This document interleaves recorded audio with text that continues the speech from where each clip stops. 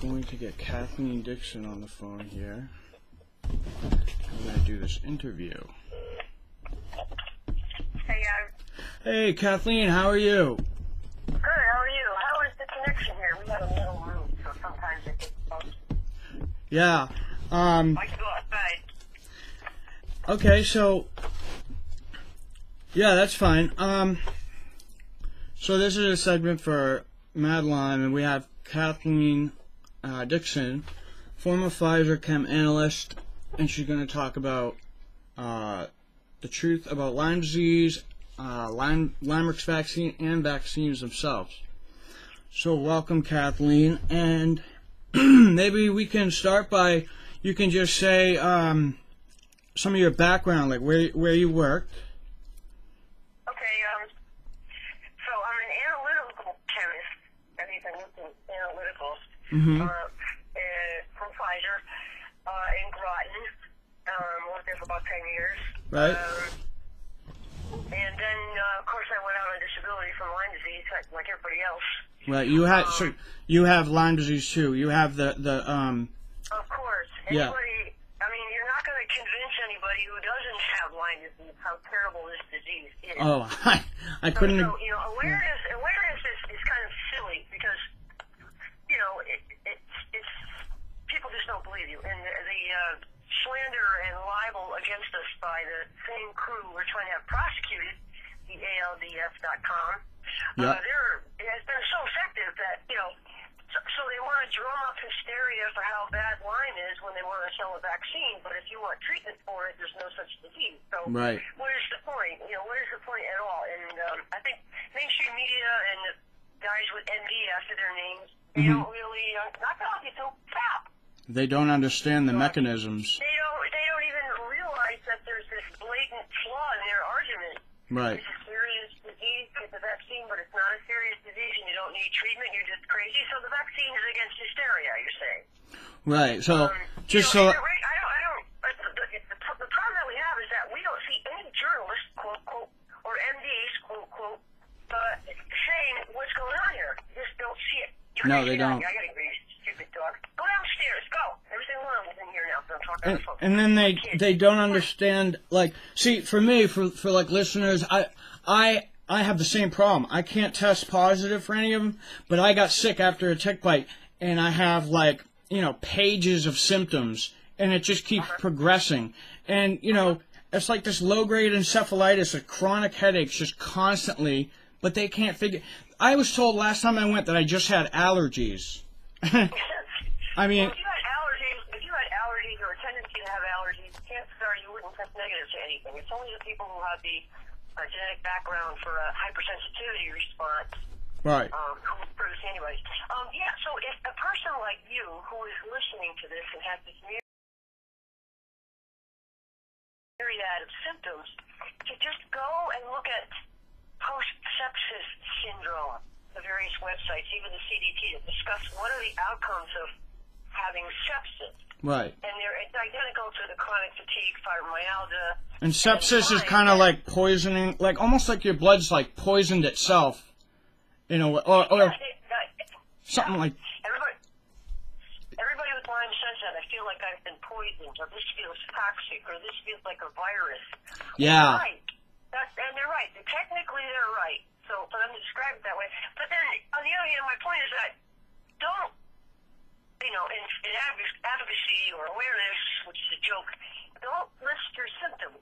Right. Because you're just not going to convince anyone that your subjective typing of words down about yourself or saying it matters at all.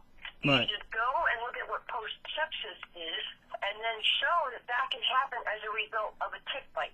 Now, sepsis occurs typically when you have polymicrobial infections, you know, severe infections, your body can't handle it. You're overloaded with toxic and right. infectious. And and you're left with this residua, and this is a fact, and the NIH admits it, of reactivated latent herpes viruses like the Epstein-Barr, cytomegalovirus, HHV6, you know, that's admitted to by them. So if you say you have post-sepsis syndrome, that includes, you know, bodily and liver and tissue organ damage, and you just do chronic ongoing infections. And that's just what it feels like to anybody who has Lyme. Yeah. So there's no point. My point is that there is no point saying, I have Lyme, or I have this, that, and the other thing. And you don't even have to have been bitten by a tick to get this result, right? Yeah. You could have had flu and pneumonia. Yeah. Or some other event where you were very, very sick and you just never recovered from it. It doesn't necessarily have to be from a tick bite. Right. Right. So the tick bite sepsis kind of sublimates the sepsis process where you have, a profound high fever and you're almost hospitalized if you're not hospitalized. It skips that step and goes, because the spirochetes go right to your lymph nodes within days or hours, and destroys the lymph node B-cell germinal center, so you no longer can mount an immune response against anything, not just the fungal antigens of spirochetes and fungal whatever else, but because of cross-tolerance, right.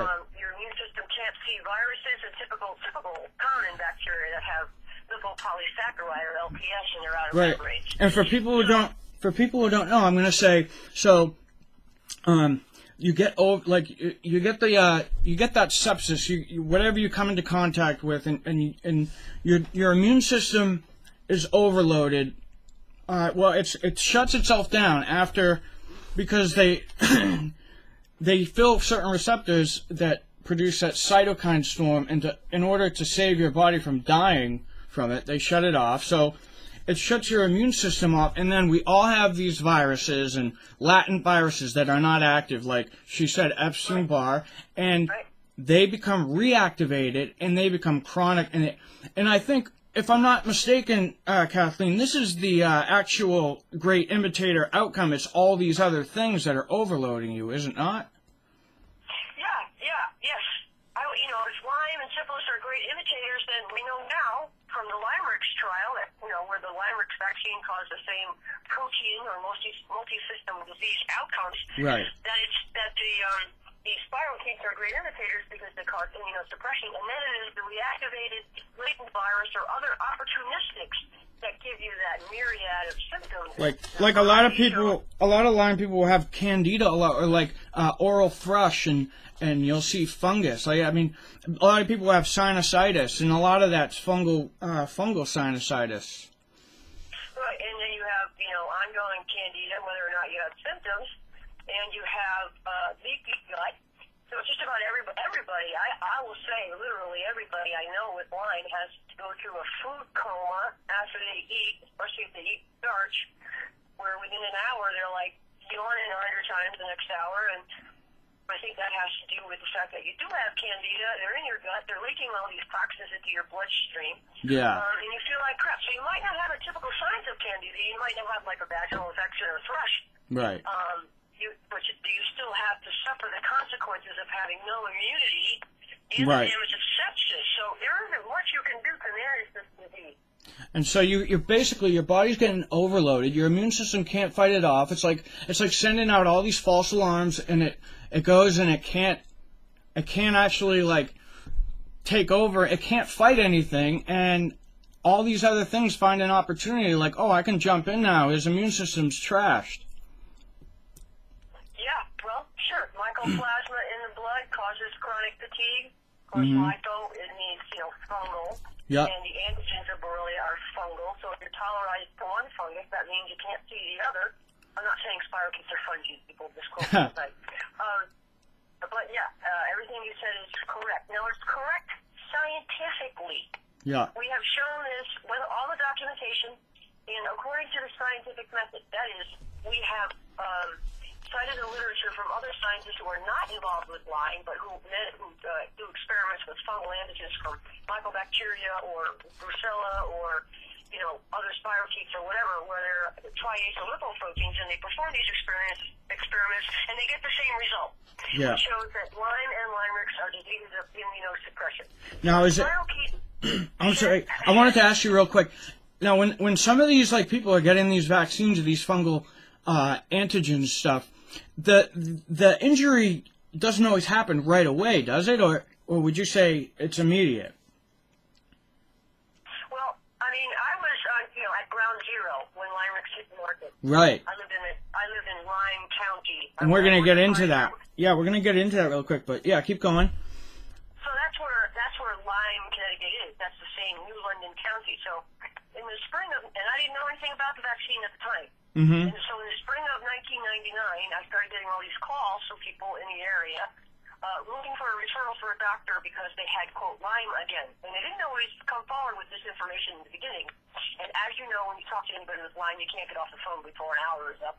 Yeah. And so it would come out either directly or indirectly that, oh, I got the vaccine again. Now I'm sick with Lyme. I know it's Lyme because I had it before. Mm-hmm. And I need a doctor. And then I said, wait a minute, you have Lyme again? And you got the vaccine? This doesn't make any sense because the LYMErix vaccine was not whole spirochetes. It was a recombinant antigen. Yes. So I said, well, I referred them all to the same doctor, Sam Gaza. And so empirically we observed, and we heard from the patients, and we heard from Edward McSwiggan, if you can believe it, that it seems to be that after 2 shots of this, LYMErix, it was a 3-shot, series that you had to take. Right. After the second one is when people just collapsed. Yeah. So that's empirical. That's what people told me. That's what I heard. Yeah, so it looks like 2 shots of this and you're going to be done for. Sorry. My own mother had these shots too, and she said at work, a couple people just totally collapsed, and they couldn't come to work anymore. It was like... Right. Sadly. And she got Lyme disease. My mom had the shot. She didn't get that debilitating illness, but she did get Lyme disease later on when I think when she was bit by a tick. So it's like, what's the point anyway? Yeah, right. I mean, there's so many different varieties of, species rather, of Borrelia with an E on the end that refers to the genus. And each species is constantly undergoing antigenic variation. Yeah. And more than half the ticks probably have more than one pathogen in there. So what is the point of telling people to get a Lyme vaccine, which is a fungal antigen, for the purpose of, and this is how they claim the vaccine works, disinfecting ticks with your own blood, the Ostei antibodies in your own blood. Yeah. So none of it made any sense. It was a completely ridiculous proposal from the beginning. And all these years, millions of people have been suffering in the United States alone. Right. And nothing has been done about it. I mean, Senator Blumenthal sued these guys for antitrust. He didn't include the fraud part of it. There's been a couple other antitrust lawsuits, and there were lawsuits against SmithKline. And we spoke to these legislators. We met with about 100 of them last June. And, we know somebody, except for one, I think. Okay, so... 100 or so that we met didn't know somebody who was disabled from Lyme. So we all knew it was a problem, but nothing's been done about it. So here's what I want to do. An antigenic variation, for people who don't know, is it's like your immune system will recognize one of the antigens on the disease. It'll go back and it'll try to reproduce all those antibodies to go fight that, to recognize that antigen, and then the disease switches one and uses another one not recognized, so it keeps evading. And there's all this stuff about antigenic variation I've read. But let's go to okay, so you were at Pfizer, right? I worked at Pfizer, right. And how long did you work at Pfizer? About 10 years, and I worked in analytical methods development and validation. So Right. Validating analytical methods was kind of my specialty, if you could say that about a person who just has a bachelor's degree. Right, and you know your stuff. I know that. Scientifically, I mean, yeah, you're dead on. I mean, I've looked at all the research you've done, and I think you are dead on with it. And so you worked at Pfizer, and now were you working there when the vaccine came out? No, Pfizer did not make any vaccines at the time that I was working for them. They later bought SmithKline's Animal Health Vaccines Division, I believe. But I didn't know anything about vaccines. Pfizer didn't make any. And after all, I was just in the analytical end. Right. I didn't work at drug development at all. So then you got Lyme, right? And is that when you started to look into everything, or? I mean, yeah. I mean, actually, I got Lyme before the internet. Yeah, long ago. And so people don't realize how difficult that was for people to find other people who have Lyme. Oh, God, yeah. And you had to be pretty embarrassed because anybody who said they had chronic fatigue syndrome or fibromyalgia, all the doctors thought they...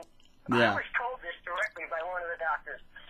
Doctors don't believe in fibromyalgia or Lyme. They just think you're crazy.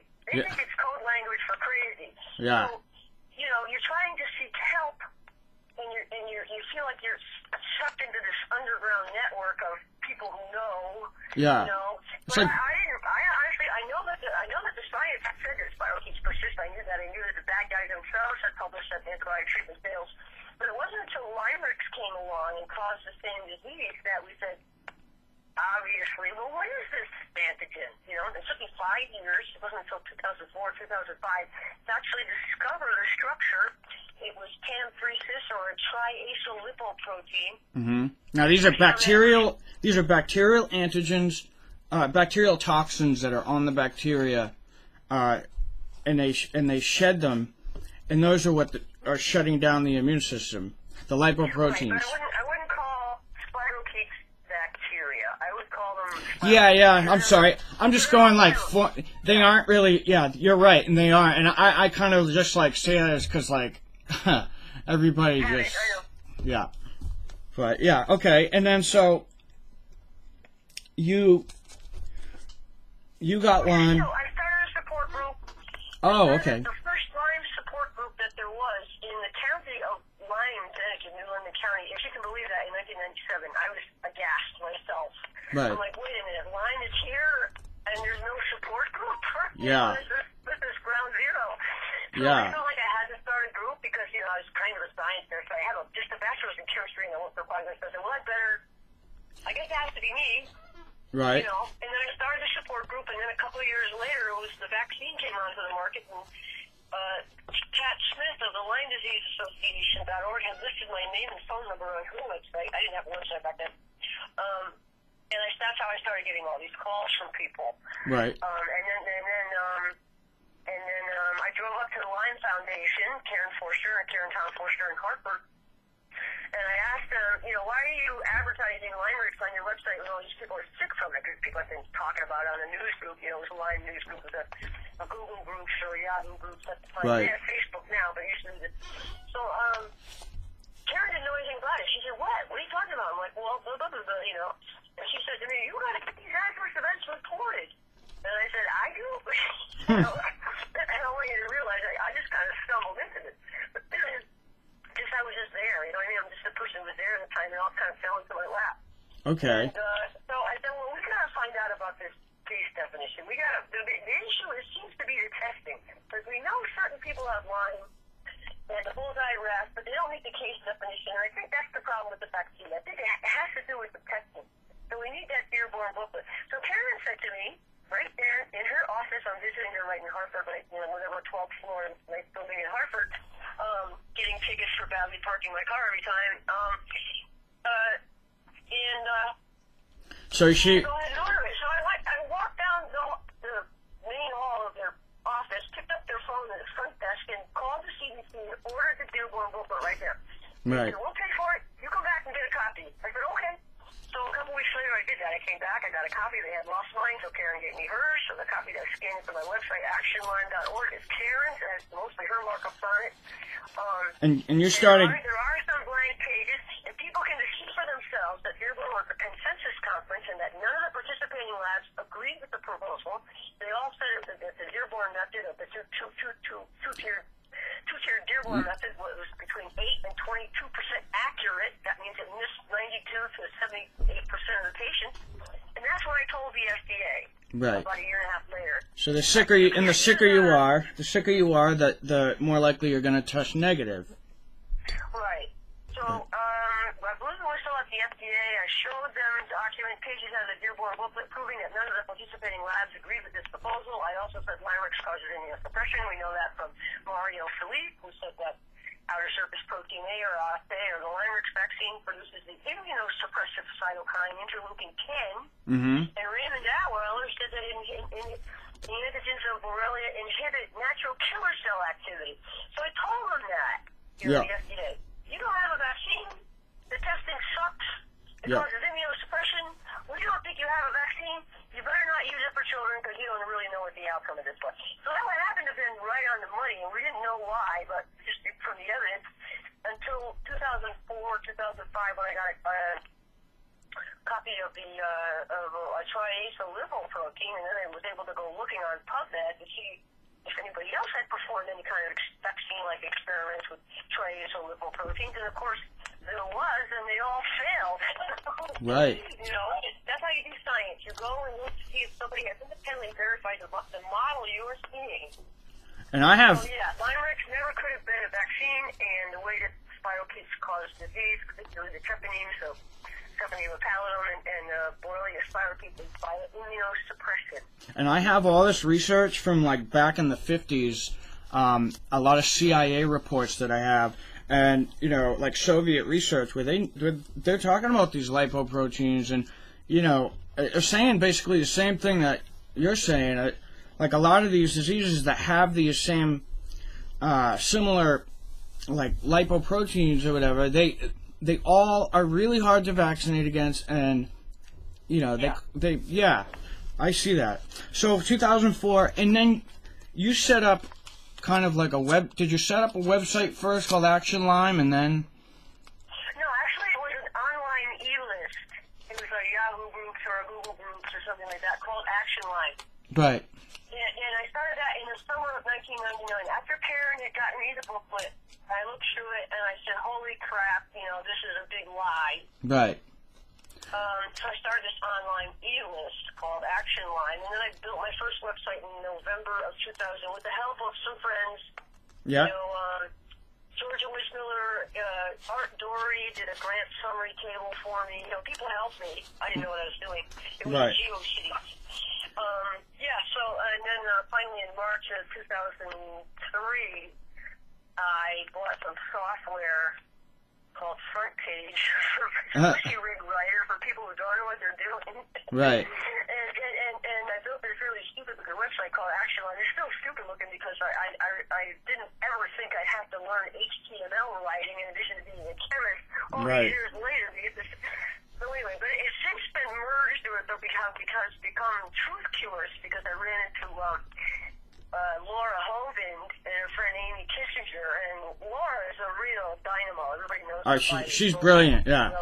She's brilliant. So she's amazing, and then she really got the ball rolling, and we met more people like Joni Comstock and Jerry Seidel and Jenna Flair and Kelly Irene and R.J. James and all those bloggers. You know, we have a bunch of bloggers now. Yeah. And so that's kind of what we're doing. Lori Dennis, who works with Lyme Madness. We're kind of working with all those people now. Edith Howard, you know, Karen Swisher, you know. These people understand this disease and they're contributing because they're writing independent blogs explaining this to people because we said, you know, we need 100 or 1,000 websites. And just for people to realize, you guys are only using their medical journals and all their own research to show what they're, you know, that that they are dangerous. Like these are toxic. You know, couldn't be. We have it structured such that we have all the bad guys where they admit the truth. Right. But when we take them to court, you sit them down in the witness stand and we say, "Is this your publication?" And they'll say yes, and they'll say, "Well, what are you saying?" And they'll have to say, "Well, Lyme is a disease of immunosuppression, and LYMErix never could have been a vaccine." You know, in so many words. And so it won't be a difference of medical opinion. It'll be the bad guys themselves admitting that they lied the whole time. They're lying to the public. The guys I mean, a lie. They play this game like, like they try to act real scientific and just say that, you know, it's like a different perspective, you know. They think they're the smartest guys in the room, but they royally screwed up by thinking they could get away with a lipoprotein as a vaccine. Right. I put out a video recently where I have like nearly all of the bad guys in one way or another admitting LYMErix and the antigens shed by Borrelia cause immunosuppression, and that's how they cause disease. Right. So I put together on a video, here's all the bad guys saying LYMErix never could have been a vaccine. And if LYMErix was never a vaccine, couldn't have been a vaccine, then you know the whole thing is a lie. Yeah. That was the reason that they falsified the case definition and excluded all of those chronic neurologic, you know, post-sepsis type outcomes. Right, just wiped it off the books. They wiped it off the books, basically. Yep. Right. And so TruthCures is, I remember seeing your first video, or the Lyme crime video, and everybody should watch it. I'm going to put it out, a link up. And I was blown away because, you know, it was straightforward. It was like in your face. You're just showing all their medical journals, showing how they lied, and that's it. And it's like you can't really argue with that. You know, some people try to argue with me, but they don't have any argument. They'll be like, "Oh, well, it has to do with the life of the spirochetes." I was like, "What are you talking about? This has nothing to do with spirochetes. It's the antigens. Like, you know, you don't, like, I try to kind of drive that home is that you don't need the spirochetes to get that chronic disease, which is like post-sepsis." Right. Right. But it's just like HIV. You don't die from the HIV virus. You die from the opportunistic infection. Everybody's seen that movie Philadelphia, remember with Tom Hanks and he had the Kaposi sarcoma, blah, blah.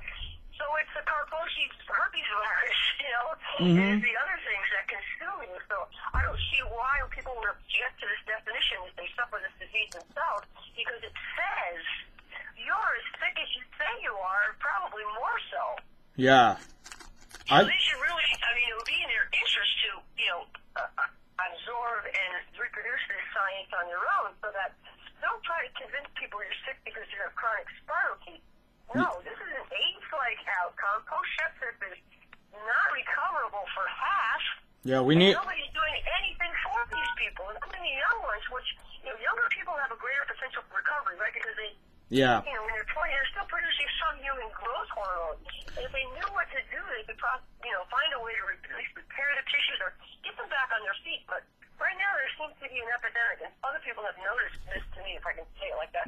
Yeah, it is an epidemic, and we're spending millions. We're spending millions of dollars, right? And we're getting nowhere. It's like all these years spending millions of dollars. Treatments are no different, and the tests are even worse. And it's like, where's all this money going? You know, it's like. Well, yeah, I mean, it's just like the worst case of carpetbagging anyone's ever seen in medicine. That's eyelash and the non-profits. I recently saw this non-profit in Massachusetts.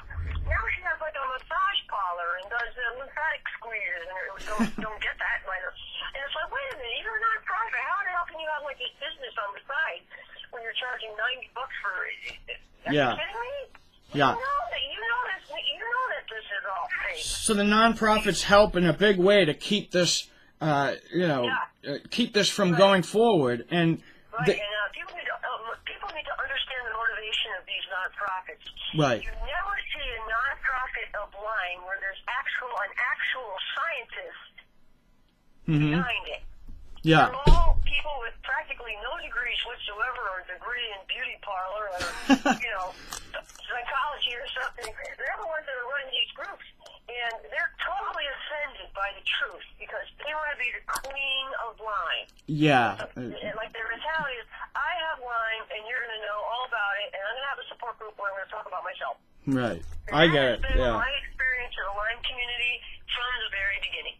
And so I want to shift gears real quick about the vaccines. Like, okay, so this one has the fungal the fungal antigens in it, and it's, you know, causing all these injuries. But then I remember, like, okay, so if it's in that, and a lot of other diseases carry lipoproteins, you know, so let's get to the heart of it. And so, like, okay, so how many other vaccines now are also in this same category?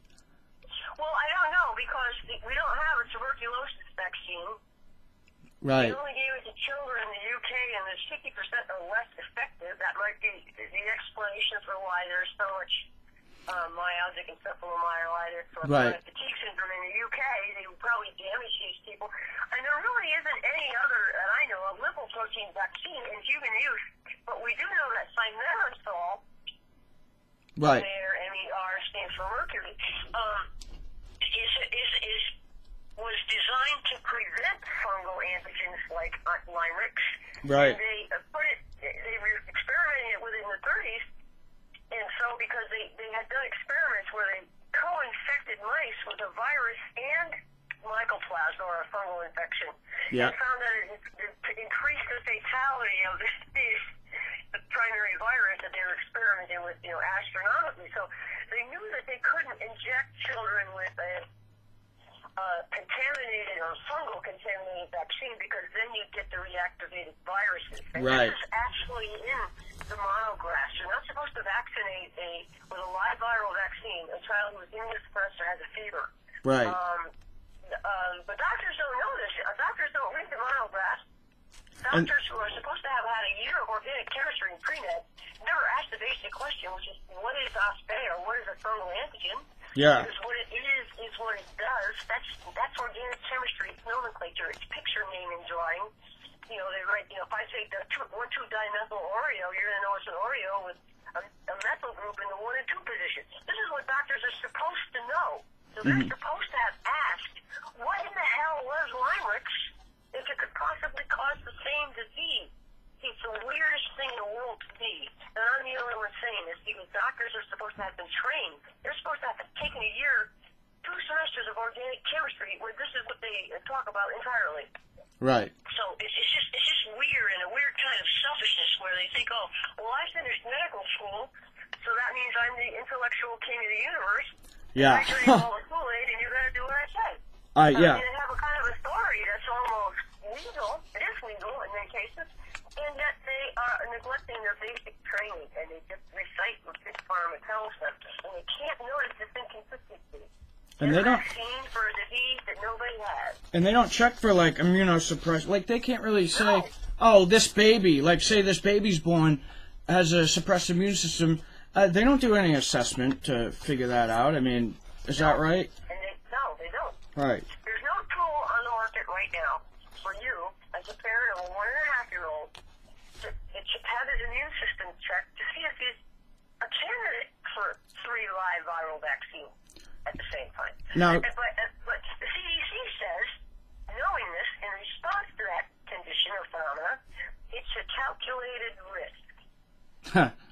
right. CDC does the calculating. We're going to gamble on your kid, and we don't even care that 1 in 30 now have become brain disabled for life. Yeah. Because our job is to protect your health. Yeah, you're just you're basically playing Russian roulette, and so when a child gets brain damage and the autism from, and this is from the vaccine, you can say, can you run us through how that happens? It's from somebody has an immunosuppression before the vaccine. Is that correct? Was vaccinated with a fungal contaminated vaccine. In these criminal charge sheets that we have on Action Line are several scientific citations, including by Johns Hopkins, Paul Allenwater of all people, saying months to years later these kids can be suffering the damage from the vaccine strain. And I have autopsied babies who died from the vaccines, and I found a live vaccine strain in their brain. Yeah, I have that article right here, and then I have like detection of mycoplasma and biopharmaceutical vaccines and gene cell therapies. They don't test for mycoplasma, and I also have this other Soviet research where they were growing diseases out of vaccines themselves. I don't doubt it. Yeah. That's right. If you want to create a mutated virus, just grow it in a petri dish, full of all kinds of other pathogens. Yeah, I mean, this was like back in the 50s, but they were growing it out of formalinized vaccines, using it as like the nutritive media, and yeah, I mean. The CDC, and especially MDs at large in America, do not have a grasp of the whole picture of disease and health. They have no idea. This is like a stealth. This entire class. Now, let's look at the numbers, okay? Mm-hmm. So the CDC says over 300,000 cases of Lyme a year. Right. And they say it's 10 to 12 times underreported. And we know that the case definition only detects 15% of them. So that means there's really 2 million tick bites a year, and half of them go on to be disabled. So that's 1 million cases of disability per year, not to mention all the people diagnosed with fibromyalgia and chronic fatigue and so forth. And adding to the number of disabled people in the United States, it's got to be at least 20% of the adult population are in some way compromised from post-sepsis syndrome. Right. And the doctors only recognize the opposite: people with allergies. Right. Right. Arthritis, right. People with hypersensitivity responses. And so what has happening to that 80% of the rest of us who don't have the genetic background, they're completely ignored. Right. And we've had some discussions with some doctors, me and Lori Dennis and Bo, Laura Hogan, with this guy, this rheumatologist. He's in favor of sending Lyme disabled, but we tried to present the literature to him to show that, no, it's an immunosuppression disease. It's not a rheumatic disease. It's not an autoimmune disease. He will not look at the science, and his answer to us was, I've practiced medicine for 40 years, and you're just making it up. And I'm like, no, how can we be making it up when the NIH says twice, 3 times, that LYMErix could never have been a vaccine because it's a TLR2/1 agonist. Right. It causes tolerance and cross-tolerance. Why won't you look at the literature? Do you have some kind of phobia about using PubMed? It's just grandiosity. It's about they don't want to admit that they're wrong. They want to be all prestigious and. Yeah. That's it. That's the core feature. Yeah. And everybody's an expert. Everybody's the queen. Queen of the universe. The queen. I'm a doctor. Queen. I'm a Lyme activist. Queen. I'm going to talk about myself. Right. And you're going to hear all about my nutrition, my treatments, my this and my that. The my word. Yeah. I mean my. And the same thing with iLabs. And iLabs knows, because I was a member of iLabs about the same time I started Action Line. Yeah, you were. Talking about all this stuff. And Lynn Sheckler, who was both a doctor and a lawyer, was the first one to talk about how Lyme was lethal on that NMI list that became iLabs. And they know all about what I told them, because obviously I'm talking about it the whole time. But so iLabs knows all about this, but they said, somebody forwarded me an email after I got kicked off for not apologizing to blowhard Pat Smith for taking credit for something she didn't do. Oh, yeah. So they know all about it, but they said, we will never be Kathleen Dixon's parent, quote unquote. So, okay, so I'm citing all of this science, and you know I did. I performed none of this science myself. You have access to the Dearborn booklet. You can see what I told the FDA was true. But you're never going to talk about this life, because you're treating these people with antibiotics, and you know it's not an antibiotics treatable disease. Right. You're doing nothing for advocacy for these patients. You won't even acknowledge they're sick with what they have so they can get disability. You're just robbing them of the last bit of money they have. And a couple patients have told me that Daniel Cameron told them not only to take out a first mortgage, but take out a second mortgage to continue with this antibiotic treatment of post-sepsis syndrome, which has never been shown to cure it. Yeah. It's not even a disease. And this is what people are fighting against.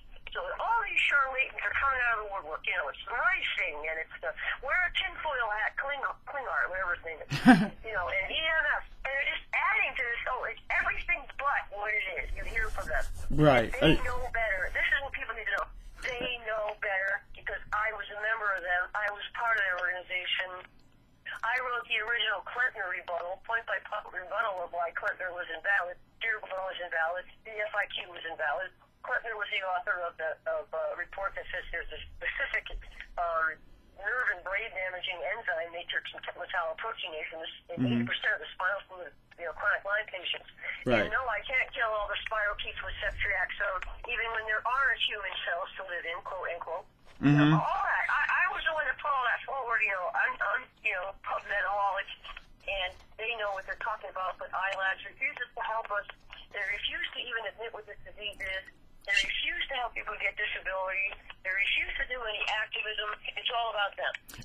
And it's like, it becomes like, I don't like Kathleen, so I'm going to attack her information. And it's like, you cannot they can't attack my information, so they attack me. Yeah, so it's like you might not, like, somebody might not like you, whatever, but it doesn't make your research any less credible. Right. It's not my research. It's not my research. Right. I'm quoting the bad guy. Oh yeah, right. You're right. I mean, and so your organization, you guys got together. You have TruthCures you're building this up. You're trying to show people what the real problem is, so we can start addressing it. And we want like 1,000 bloggers, because we want to overwhelm all of the groups with the truth about this disease, so that we can finally get enough people to come and occupy justice and get the Justice Department to do their jobs. Right. We want to include autism parents, and we want to include chronic fatigue people, and people people, fibro people, and billboard illness. We want all these people, that 80% of us who don't have an autoimmune disease but are still disabled, to come forward and demand that the Justice Department do their jobs in prosecuting the crooks who work for the CDC or who simultaneously work for Big Pharma or the big insurance companies. Right. So they're not doing their job. Justice Department is not protecting us from corporate criminals within the United States. But we spend so much money on, bombing our alleged offenders out in the Middle East purely because of the oil. The whole thing is ridiculous. People are not responding adequately to the corruption in the government. And, it's time. It's time that people walk the talk. You need to go to D.C. We're thinking about maybe next year, next May, and occupy justice. And I urge... Let them tase us and water cannon us on the steps of justice. Right. That'll play out really well across Europe and in Russia and North Korea and, Iran. And everyone can see what it's really like to be an American. It's bullshit. And I want to urge all the people, listening to this broadcast, that I want you to check out Kathleen's work. I want you to check out TruthCures. Go look at the blogs. Go look at OSPA, OSPA. Type that in. And you'll see it come up, a lot of blogs, and you'll see the information. You'll be able to follow it all to, the criminals that in their own published medical journals, and you'll see it. I mean, if you don't, some people might want to revert. Sometimes the brain has a natural tendency to revert back to, old ways, but you got to keep looking at it because it's the only way you're going to get it, and you got to start understanding it. And, your work, you did a great thing by getting this together. I know you're just pointing out their research, but just organizing it and demanding and not laying down, down. Let people just roll right over us, Yeah, I think the biggest help that I've had all these years was running across Laura Hovind. Right. When she's the kind of person where when she ran across it, even more people like her, she was like, whoa. No, after the way are we putting up with this, You need to be furious, you need to be insulted. You need to be insulted that they could treat you this way. Right. You're not putting up with it. You're not putting up with it. Right, it's bullshit. This is so sad. I see so many people every day. I see more and more people with chronic disease that they never get better. I'm really sick. It's like every time I go to the doctor, I get so angry. They are so stupid. They have no idea what they're dealing with. Yep. Right. It's just not tolerable. So people have to realize that, hey, wait a minute. Just because the chick bit your ass now, you have to be a ghost or a second-class citizen? Yeah. And a lot of people don't... A lot of people don't get disability or anything. There's so much sympathy for HIV. Right. And I hate to say this, but it's true. But, we can actively go out there and do stuff that was going to put us at risk for illness. Right. With dog walkers and gardeners and hikers and everything else. Yeah. So it's like, why in the hell do people put up with accepting that now there's this underground group of second-class citizens who, don't talk about doctors in our group, this poor doctor will get... Bullshit. Nobody wants to touch... Nobody wants to go there, It's like... Not acceptable. Put your face out there and say bullshit. Right. You're harming me because you want to go ahead and harm some more children with your stupid autism vaccines? Yeah, no way is that happening. It's time to stand up. It's time to stand up for these people, It's bullshit. There's so many people... we have enough problems in the world. We have enough social problems. I know. And when you can't even go to the doctor, you can't even go to a doctor and get, basic help. I couldn't even get a school note the other day. Wow. Yeah. It's not cool. It's not acceptable. No. That people should be reduced to taking selfies and posting pictures of kitties. Yeah. And just ignoring the whole thing because it's too overwhelming or hard or... Yeah. It's not your job. No, it is your job. You're an American citizen, and the thing about Americans is that we call bullshit. Yeah. We always did. Yeah. And that means calling bullshit against the CDC, and they're not going to continue to harm babies. And if people really are Americans, tomorrow's July 4th, this is a kind of good timing, Adam. Yeah. You need to put your foot down and act like one. Right. Say bullshit. First it was the British East India Company or whoever else it was dominating the colonies. It's just the same thing again. It's the corporation. Right. I agree with you 100%. So, yeah. Good. find it within their heart to say, yeah, I'm one of those people who I'm offended by all these lies. We don't pay taxes to have to be lied to. Right. We pay taxes for you people to have your shit together, and if you don't have your shit together, we're going to hire someone else. Yeah, and they harass people. I mean, they harass people who are sick. Ridiculous. Like, Oh, yeah. you know, I know they went after you. Like, you don't have to go into that, but I know they went after you to, like, you know, they come after people. Oh, sure. They threw me in jail and called me a terrorist. Yeah. I'm a terrorist because I say what's true. Oh, Yeah. that's so common. Yeah. It's so common. It should be a worn-out thing. People should realize whenever somebody's thrown in jail for, terrorists or national security, you better listen to what they say. It's really sad. Really, really sad. So overused. Yeah. Well, I guess I'll kind of wrap this up because, you know, I want to let you get back to your day, but I'm really thankful for you coming on and talking about this stuff. And well, I'm thankful for all people like you who are furious and who will take the time to settle down for a minute and just listen to what we're saying. Right. We're validating your misery. Right. We're not saying it's less than you claim. We're saying it's more than you claim. Right. What you have is worse than you can even say. And I know. Here's the terminology, and here is the model of what it is, and it's been verified independently. So this really is true. Right. I know. And then we can work on, once we get the crooks prosecuted, then we can work on care for these people and get them disability and housing, whatever else they need. If they're going to be disabled for life, they need to be taken care of. That's the measure of a civilization. Mm-hmm. Do you take care of your local ones that can't take care of themselves? Exactly. And far from it. We're just injuring them even more. And so I'll have your TruthCures website up. I'll have the videos, Lyme crimes, and then a bunch of the other new ones you guys have.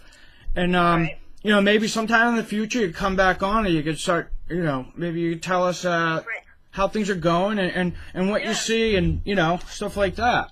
Yeah, and you can probably solicit for people what questions they may have, and maybe I can answer them. Right. Because it is kind of complex. But all right, well, thank you so much, Kathleen. And it's my pleasure. I'm happy to serve. I know how miserable people are, and I don't think they should put up with it. Right. Okay, well, I hope you have a wonderful day. And thank you so much for having me. I'll talk to you soon.